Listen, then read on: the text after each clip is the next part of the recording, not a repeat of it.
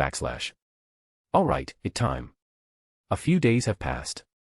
Yum was out there doing his thing.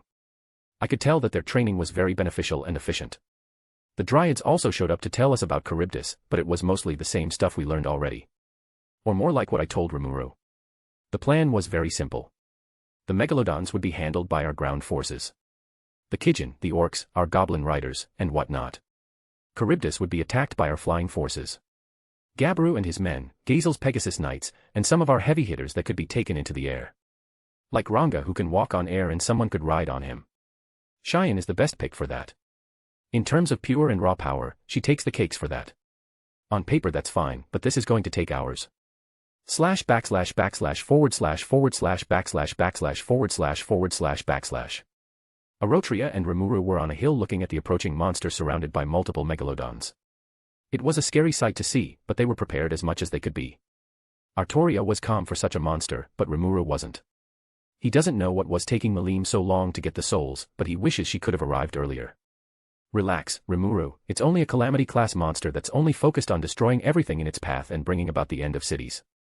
Nothing to worry about, Arttoria told Rimuru, trying to ease the tension. What do you mean nothing to worry about? Beating this thing is going to be super hard. That thing also has magic jamming. We'll have to use something that's not magic or magicules for it to be as effective as possible. Don't worry about that. I can easily overcome that. Magic jamming is a skill beneath me. Don't worry. Oh look, the megalodons are diving to attack. Arttoria started pointing to some of the megalodons that were starting to attack. The diving megalodon would normally be a sight to be scared of, but they were splitting up and attacking by themselves, leaving them vulnerable to being outnumbered. Which is exactly what happened. In the face of so many Kijin, Orcs, and Goblin riders, they quickly became sushi. Whether it was a suplex by Geld that opened the soft underbelly of the sharks, or the precisely targeted strikes at their weak points like the eyes or the small gap between the armor they had on. The sharks were light work for them. The main course was the big tuna in the air. See, Rimuru, they got it. I'll be waiting nearby, so just tell me when you need me to kill it. Arttoria went to the side and sat down and got out a picnic set. She was sitting down eating a lot, of food she prepared for herself. Rimuru, seeing her, was just dumbfounded at how incredibly calm she was about this entire thing. More so when he saw how much food there was in that little picnic box.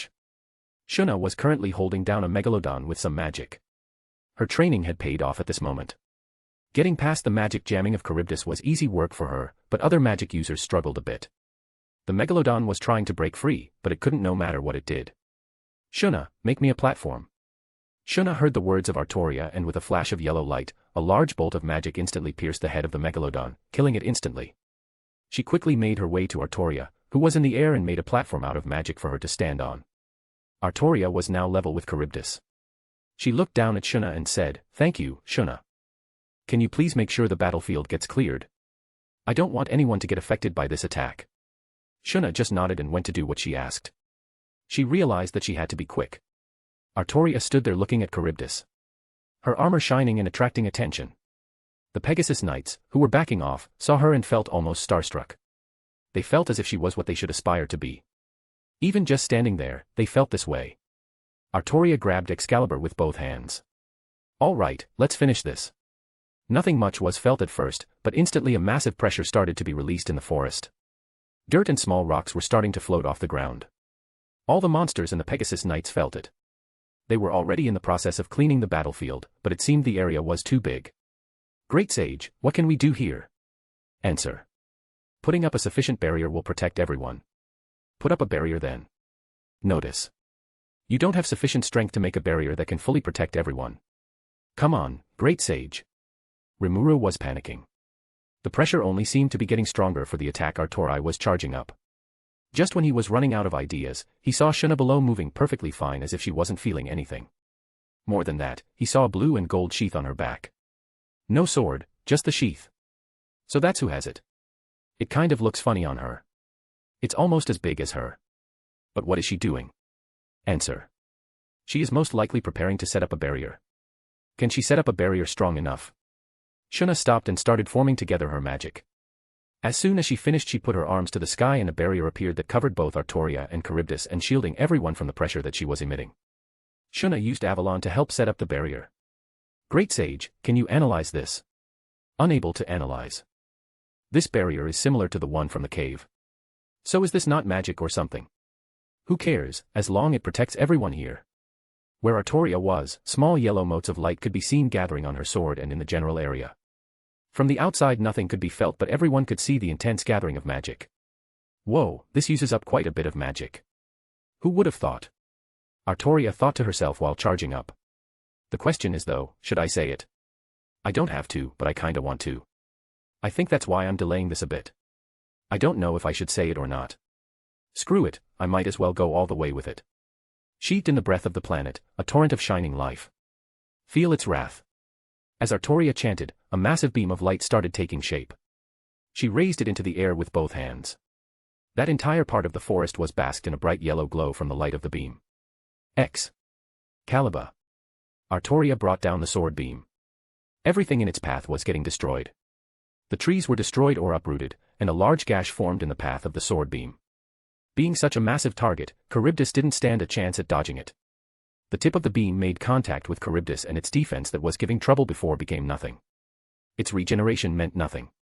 Its hard scales were like butter being cut by a hot knife.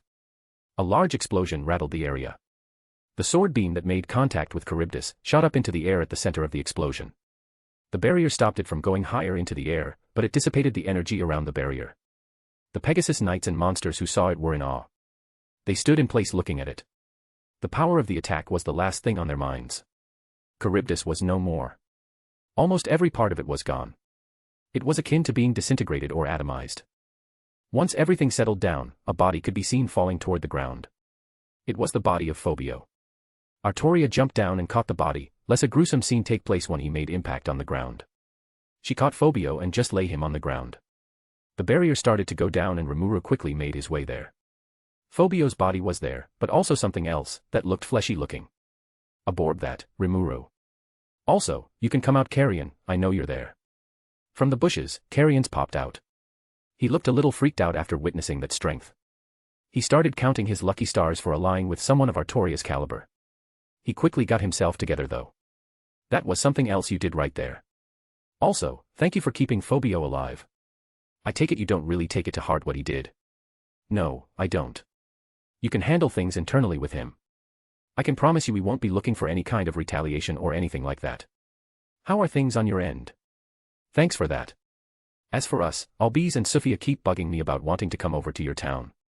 I'll send them over as part of an envoy later. Also, I assume that Slime is the other leader. Rimuru, who just finished absorbing part of Charybdis, looked over and finally saw who Carrion was supposed to be. Rimuru, meet Carrion. Carrion, meet Rimuru. Now, I would say to introduce yourselves, but we have other things to focus on. Mainly, the one who caused this whole thing. I'll say it how it is. Clayman is the one who's responsible for this. He ordered some clowns called Footman and Tear to revive Charybdis and manipulated Phobio to become its vessel. Now I don't about you, but that seems like a very good justification to go to war. He's clearly working things out behind the scenes. I can understand where you're coming from, but he's a demon lord. These things are better left to Valpurgis. You can settle your things there, but one of you would have to become a demon lord. Rimuru's doing that, so we have that covered, but that's waiting too long. If we give him more time he'll come up with another plan, and the more they fail, the more dispersed he becomes. If we do wait, we'll have to play some mind games with him. We'll have to seem weaker and make him think he has a way out so he doesn't start acting all desperate. I'd rather not do that when we can easily beat him in a fight and take over his territory or something. Carrions let out a sigh. He was thinking about it, but he realized that if what she said was true, then they had the right to do that. And his whole kingdom ran on might makes right. For him, it's only natural that a much stronger person or army rules over the weaker ones. Ultimately, this did involve him a little bit as well. Even if Phobio had done something dumb, he was still part of his nation and he was targeted by what was now an enemy. Are you guys going to ignore me or what? I'm still here. Rimuru felt that he had been forgotten a bit in this whole conversation between Arttoria and Carrion. Listen, Rimuru, when you evolve into a demon lord, we'll start making plans to finish Clayman and then start building up from there. If it'll make you feel better, everyone will become stronger when you evolve. If wasn't easy before you evolve, then after you do, it will be like shooting fish in a barrel. Now let's get out of here, I want to eat something and those megalodons are in prime ready to be eaten shape. With that, Arttoria left, leaving Rimuru and Carrion alone. Well, she's an interesting person. I'll be leaving then. I have to say some words to Phobio. Carrion said as he picked up Phobio like a sack of potatoes, before leaving. Rimuru was the only one left. What just happened? Does this mean we're going to war soon? I still need to save Shizu's students. Maybe, I can tell her about it so that it can be delayed. We don't have to do all this right now. Chapter 51, Chapter. Looking at the field in front of me was nice and relaxing. The nice pasture,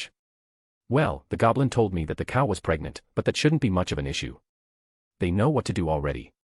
I taught them some things about this. That is what I would normally say, but something was clearly off about the cow when I saw it. We were in a barn and the first thing to do was to check the pregnancy and make sure that was okay. Okay, so about the spirit stuff. Can you explain it to me? Rimuru was off to the side, just witnessing the whole thing. Huh, oh yeah, your idea will totally work. Just make sure it's a higher-ranking spirit. The ones that look more humanoid. I answered his question and turned to the goblin. Do you have something to cover my arm? Like a long glove or sleeve? Something that goes up to my upper arm. Yeah, give me a second. The goblin went off to find the glove. Alright, so how do I find these spirits? Can you just... I don't know, call them or summon them or something like that. Good question, but no. You'll need to go to the dwelling of spirits to summon them. I told him and then saw the goblin coming back with what I asked for. Thank you. I put on the glove on my left arm and got some lube. And where is the dwelling of spirits? He asked me, but he quickly stopped when he saw my preparation. What are you going to do? The dwelling of spirits is in the Republic of Ulgratia. It's south of the sorceress dynasty of Sarian, which is to the west of us. You'll love that country, by the way. I told him, and it's time I checked out this cow. You might want to look away, Rimuru. I got a tiny feeling you might not be used to this. I put some lube on the glove and I put my arm into the cow's behind. So how far would it? Oh my god, what are you doing? Rimuru shouted throughout the whole barn, and I'm sure the whole town heard it as well. A simple exam, Rimuru. Don't worry, I've done this before, it doesn't hurt the cow. Besides, it's not that big a deal. I told him while continuing to feel around for any signs of abnormality. Nope, I'm out of here. Rimuru ran away from the barn as fast as possible. I don't really understand. It's just a simple test, there's nothing weird about this. Some of the goblins that work on the farm do it occasionally. I continued to feel around and then found the reason for it. Whoa, I don't see that every day. The times I've seen this happen can be counted on one hand. I took out my arm and took off the glove and disposed of it.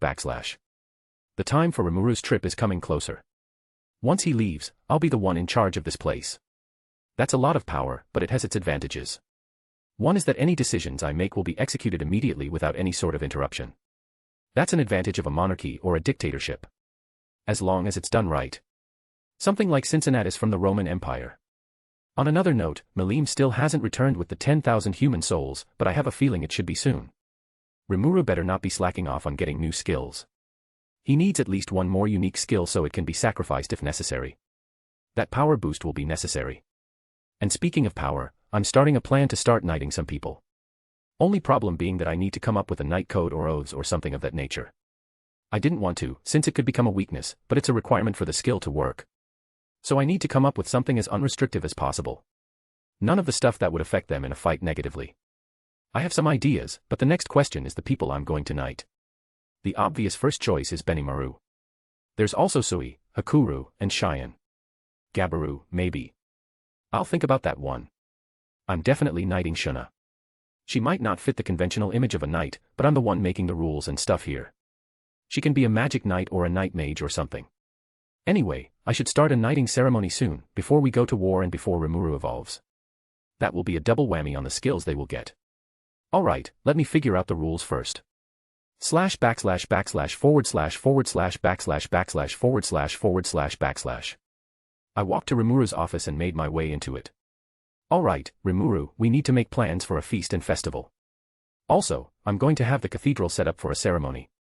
I'm going to establish an elite knight order and I'm going to knight a few people as well. You got all that? Cool, thank you, see ya. I told him some stuff and left the place. I also have to get ready. I have to make myself presentable. It's about time I put on my cloak and crown. Hey, wait a minute. You can't just say something like that and leave. I heard someone say something, but I ignored it. ///////////////////////// News spread very fast around the whole town. All the residents quickly got into celebration mode. It was always a good day to celebrate for them, but this occasion was something much more special. One of their leaders, Arttoria Pendragon, was going to host a knighting ceremony that would establish an elite group of knights in this nation. The cathedral was also being set up with a more ceremonial atmosphere than a festive one. This is where the knighting ceremony would take place. While it is an occasion to celebrate, it must be handled with care. The festive mood with all the food and everything else can come after. While everyone was getting ready, Arttoria stood in front of a mirror in her house along with Shuna. She put on a formal look with her armor, cloak, and crown. She had all her armor on except the helmet, allowing people to see the crown on her head. Her red cloak with white fur on the neck swayed a little bit. Shuna was nearby applying some touches here and there to make her look even better. Who are you going to knight? Shuna asked Arttoria. Well, so far the list is your brother, Sui, Hakuru, Cheyenne, and maybe Gabaru. I don't know about Gabaru yet, but I'll see. Also, you as well. Shuna stopped a bit. She was a little surprised about such a statement. As far as she knew, she didn't fit that kind of image. Relax, Shuna. Knights are more than just swords and armor. They're more like a title, someone who represents certain ideals. A knight can use any weapon they like in my eyes, it doesn't have to strictly be a sword or something. As long as they show themselves worthy to uphold the oaths and codes a knight takes, then it's fine. And what are those oaths? Nothing too complex. I've tried to make it simple and concise. Just some basic ideas and promises to undertake. Stuff related to loyalty, courage, faith, service, combat, and whatnot. I don't want to talk bad about someone behind their back, but I think you know that everyone will take their oath a bit too seriously. It's not that I don't appreciate it, but it could be a problem if I give them certain oaths to take. They can be a little too loyal at times. Shuna smiled, knowing what she meant. She had seen how the residents act sometimes. They tend to take things a bit too seriously when given orders. She realized what she was trying to say. These oaths could become a weakness. Do you want to become a knight, Shuna? It will make you stronger and you'll get a unique skill bestowed upon you. I won't treat you any differently if that's a worry in your mind. Our relationship will be the same. I don't see us as master-subordinate, I see us as equals. What would I need to do, and do I also have to take those oaths? You would have to kneel and you'll have to swear on those oaths on my sword, but I think I can make an exception for you, if you wish. Really? How would you make an exception? It'll just be a small talk. Trust me. We can do it here now, or you can do it in the cathedral with everyone else, but it'll be a bit different compared to everyone else. I want you to try it then. Tell me if it works. Okay, give me a moment. Arttoria summoned Excalibur and held it in both her hands horizontally. She started to communicate with it. Alright, Excalibur. I want Shuna to become a knight. I fully support this and want to see it happen. Now do your thing. Arttoria got a response from Excalibur, but she furrowed her brows after hearing the response. What do you mean? Of course she's worthy. If this is about the oaths, she doesn't need to take them. She can become a knight as is. What do you mean it doesn't work like that? I'm asking that you make an exception for her. Why? Because I love her, that's why. I don't need another reason. Now do your thing and let's make her a knight. A few seconds passed by. Shuna observed the whole thing. She saw Artoria's closed eyes and the little changes in her face when she was talking. From the looks of it, it didn't seem to be going well, but just then, Excalibur started glowing. The blade of Excalibur was outlined in a yellow glow, the fairy letters started glowing a bright light green color. Arttoria smiled seeing this. She looked up at Shuna and told her, "All right, Shuna, kneel down in front of me. I'll place the blade on your shoulder." Shuna kneeled down in front of her. Arttoria tapped the flat part of the blade on both of Shuna's shoulders. "In the name of Arttoria Pendragon, Excalibur, Avalon, and Ronjaminiad, I dub thee knight." A bright glow was cast above Shuna, casting rays of yellow light. Like a mist, small motes of light showered down on her, being absorbed into her being. Green wisps of light circled around her very fast before also being absorbed into her. At the end of the process, there was only a yellow misty fog surrounding the area. Shuna got up and looked at her hands. She put out her hands and spread out an area of magic. She looked around and saw that the environment around her was perfect for practicing, studying, and improving her magic skills. It was still the same house, but the area of magic she created made it into something much more personal. Arttoria looked around and also felt the same change. She wondered what was going on, but she remembered something. "Shuna, what skill did you get?" "Well, I got a few skills. Just 3. 1 unique and 2 extra." "What?" "I thought it was only supposed to be a unique skill." Arttoria thought about it. Maybe something extra happened for it to be this way, but she wasn't so sure. "What are they called?" "My extra skills are territory creation and item construction. My unique skill is called Rule Breaker, all spells must be broken," she said with a smile. "Really? That's, give me a second to think about that." Arttoria thought about it, but let it go. She reasoned that this was just some kind of coincidence. Maybe something having to deal with her memory and knowledge of her past life influenced the skills that the ones she knights get. Shuna getting a caster skill was in line with Shuna's abilities, focusing more on the magic side. If it meant Shuna being able to get stronger, then she was all for it. "Alright, Shuna, let's do a last check before we go." Shuna and Arttoria did some last-minute checks before the ceremony, and when Shuna was about to leave, Arttoria held her hand and gave her a kiss. She looked into her eyes and smiled at her reaction. "Now we can go." Chapter 53, Chapter. The cathedral was almost packed to the brim. Residents from outside tried to look in from the stained glass windows of the cathedral. The only important figures in the cathedral were Rimuru, the ones being knighted, Arttoria, and Shuna. There was no restriction on who could come in, it was on a first-come, first-served basis. Anyone could witness it if they wanted to. There was some muttering among the crowd while they waited. One of them was Gabaru. He was among the general audience, accompanied by some of his men. He had to struggle a bit to get in, but he wanted to witness it. He wasn't part of the ones getting the honor of knighthood. Even though he was named by Arttoria and tried his best to restore the honor, he wasn't chosen. Even though he and his team took down some megalodons during the Charybdis attack, that was hardly the last thing on his mind. The only thing on his mind was what he felt witnessing the attack Arttoria did on Charybdis. The emotions he felt when he saw that only further made him want to improve himself further. He wanted to feel worthy of being able to be in the presence of that light. He wasn't the only one feeling that way. Every single soldier that was on that battlefield felt the same thing. Gabaru could only watch from the sidelines as he saw Benimaru, Sui, Hakuru, and Cheyenne, all in formal and ceremonial clothing, standing in front of a display of Arttoria. The cathedral had undergone a small renovation to fit the occasion. In front of them was a statue of Arttoria. Behind it was stained glass depicting her on a battlefield while riding on Dun Stallion. The rays of the sun hitting the glass made it look much more colorful while casting the colors of the stained glass on the floor. It was truly a magnificent display.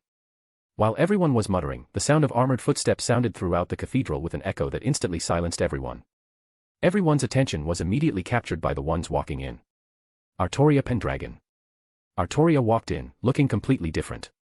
Her cloak swayed as she walked, her crown exhibited a small glow. The aura she was putting out was much more than they had seen from her before. They had usually seen her as relaxed and friendly to approach. Her very healthy appetite was known to many, but no one in their right mind would say something about it to her face, lest she misunderstand what they were trying to say. The only one who could get away with that would be Shuna. But now, things were different. Very different. She exuded an air of complete royalty, nobility, and of a warrior. Everyone rose from their seat immediately as they felt it was disrespectful to her. Benimaru, Sui, Hakuru, and Cheyenne stood up straighter than they thought possible. They presented themselves absolutely flawlessly. Anything less and it felt disrespectful.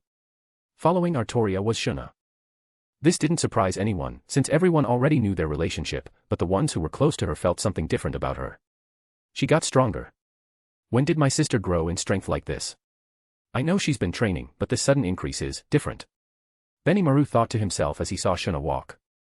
As Arttoria arrived in front of them, Shuna stood to the side, also presenting herself with elegance. Knowing what was going to happen soon, she also tried to be as respectful as possible, even if she got a little favoritism from Arttoria. Arttoria stood in the center, the light from the stained glass behind her painted her in an even better light.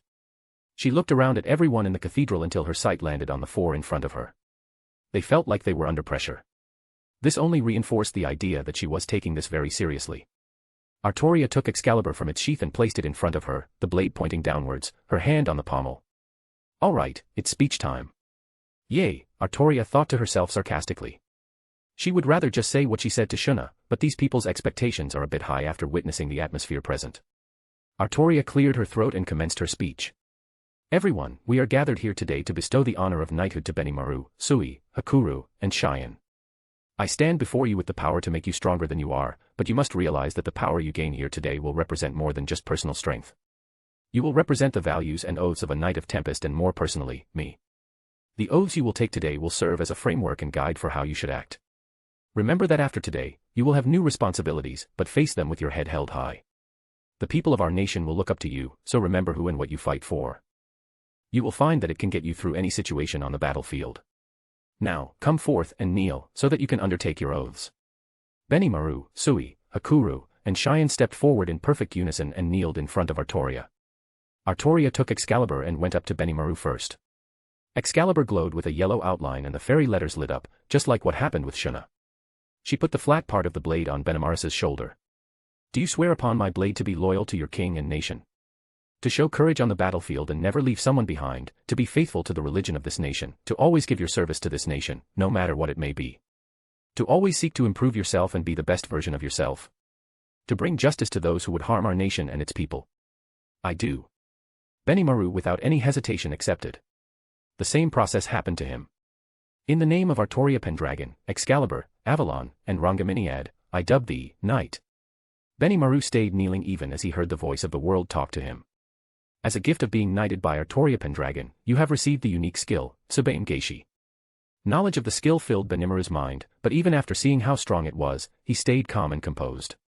Arttoria went to Sui next, who also accepted the oaths and heard the voice of the world. As a gift of being knighted by Arttoria Pendragon, you have received the unique skill, Delusional Illusion. Arttoria went to Hakuru next. As a gift of being knighted by Arttoria Pendragon, you have received the unique skill, Lightless, 3-stage thrust. And finally, Cheyenne. As a gift of being knighted by Arttoria Pendragon, you have received the unique skill, Vengeful Lightning of the Ox King. After successfully knighting them, Arttoria went back and stood in front of them. You may rise now, knights. May you bring honor to your name and may you be remembered throughout history. Know that you have my blessing from this point on as knights. Arttoria finalized her small speech and the cathedral erupted in cheers celebrating the new knight. Now everyone, let's enjoy the celebration and feast. Arttoria said while looking at the crowd. She spotted Gabiru in the crowd and focused on him for a split second before leaving. Gabiru noticed it and his thoughts started wandering about. Is she trying to tell me something? She must be. This is probably a message saying that I'm still not ready and that I need to prove myself further. I'll do it. I'll prove myself. /////////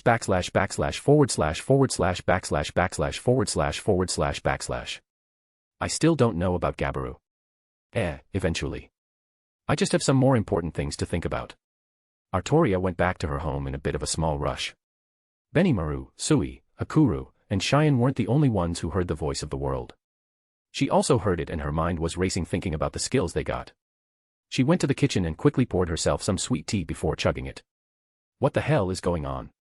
Arttoria went to the kitchen table and sat down on it so she could focus. Ignoring the source of those skills and who they belong to, I guess it does make a bit of sense for them. I guess depending on the noble phantasm, it could be seen as a unique skill, but still. Oh, that rhymed. Focus. Let me go over what I heard. Benimaru getting Tsubaim Geishi and Hakuru getting Lightless, 3-stage thrust is something I can accept. There are very few people in this world who could learn a skill like that and Benimaru and Hakuru are part of the very few that could. Maybe that one guy from the Eastern Empire as well, but whatever. It makes sense, except that these unique skills have some physics breaking and causality shenanigans going on with them. Then there's Sui. Him getting one of the noble phantasms of one of the Hassans makes total sense. He likes to use clones as part of his espionage and stuff. It can be argued what's better, his clones or the ability of delusional illusion to make 80 servants who are their own entity. I hope he doesn't develop a multi-personality disorder or something.